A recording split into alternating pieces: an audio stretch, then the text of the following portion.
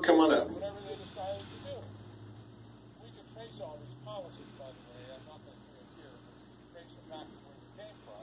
You wouldn't like it when I told you, but this is absolutely... Thank you, Judge and Commissioners, and thanks also to our Texas founders who had the foresight to provide this 3-minute, unfiltered opportunity to speak to those we elect to serve us. I pray that others who helped elect you will advantage themselves of this public comment opportunity to help correct our ship of state that has gone wildly off course while captained by a governor seemingly without a chart or a charter. Preeminently, your service and his requires the protection of the laws of nature's God, which is our Bible, our equality at creation, and our God-given unalienable rights. Didn't our founders understand the precepts of the law of the Lord? Why else would they put the Bible in the first sentence of the entirety of U.S. law, starting with the 42nd word, the laws of nature's God? It becomes so sweet and simple when we read and study the bedrock of American law and know that is where truth lies. The second sentence of U.S. Code captures the principles of our founding.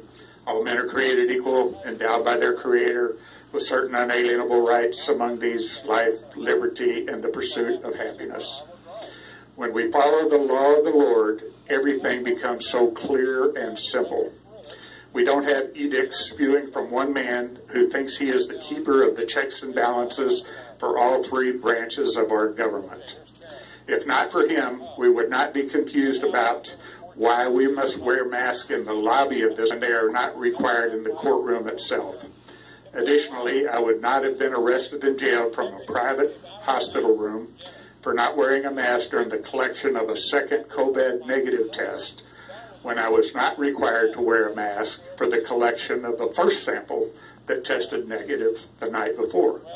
What law requires where and when masks are required and when they are not? What elected body writes those laws, enforces those laws, adjudicates those laws?